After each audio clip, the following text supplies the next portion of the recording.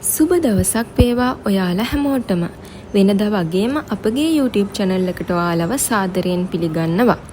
අදත් වෙනදා වගේම විශ්වයෙන් ලැබෙන දේවීය හෙවත් බලගතු පණිවිඩයක් ගැන කතා කරමු. විශ්වය හා සම්බන්ධවදී ඉතාමත් විශේෂ තැනක් හිමිවන සමනල්ලුන් හරහා අපට විශ්වය පවසන්නට උත්සාහ කරන්නේ ඇත්තටම මොකක්ද? එය අපගේ ජීවිතයට බලපාන්නේ කෙසේද කියලා දැන් අපි බලමු. සමනල්ලු විශ්වයෙන් අපිට ජීවිතයේ ඉදිරියට යාමට ජීවිතයේ යම්කිසි වෙනසක් සිදුවීමට ආසන්න බවත් ඔබ සිටින්නේ යහපත් මාර්ගයකයි පැවසීමට සමනල්ලුන් අපගේ ජීවිතයට පේන්න විශ්වයෙන් සලස්සනවා. ඔවුන්ගේ පෙනීම අපගේ සිත සංසුන් කරනවා. විශේෂයෙන් ආදර සම්බන්ධතාවලදී සමනල්ලු පෙනීම විශේෂයි. සමනල්ලුන් ඔවුන්ගේ ජීවිතය ආරම්භ කරන්නේ දැලබුවෙකු ලෙසයි. පසුව ක්‍රියාවලීන් හරහා ඔවුන් සුන්දර සමනලයෙකු බවට පත්වෙනවා. මේ ජීවිතයේ වෙනස් වීම වලට ස්වභාව ධර්මයෙන් ලැබෙන ගැඹුරු රූප රාමු වලින් එකක්. ඉතින් අපි අද කතා කරමු ආදරයේදී සමනල්ලුන් පෙනීම මගින් ඔබට මොකද්ද විශ්වය පවසන්නේ කියලා. ඔබ සිටින්නේ ආදර සම්බන්ධතාවයක නම් සමනලයෙකු ඔබට පෙනෙන්නේ ඔබ තුල පෙනීමට ඇති ඊටමත් ශක්තිමත් නිදහස් හා වඩා දීප්තිමත් වෙනස්කම් නිසා.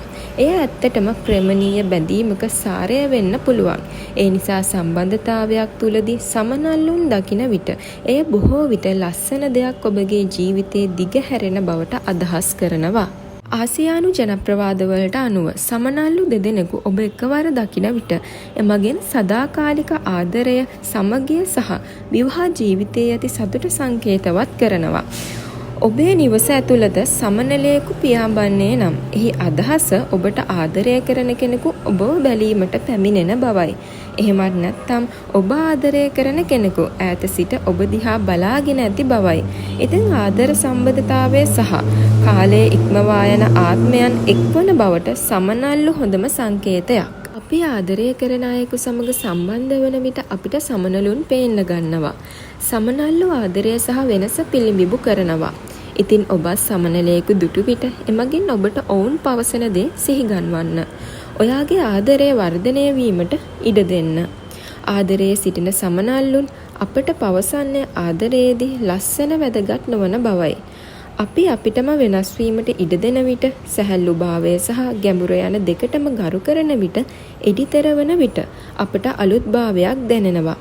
ආදරයද සමෘද්ධිමත් වෙනවා. ඉතින් ඊළඟ වතාවේදී ඔබ සමනලුන් දකින විට ඔබගේ හදවතේ ශක්තිය ගැන සිතන්න. ඔවුන් තුලට නැඹුරු වන්න. ඉතින් විශ්වාස කරන්න, විශ්වාසයෙන් ඉන්න ඔබ සමට විශ්ව මාතාවගේ පිහිටයි.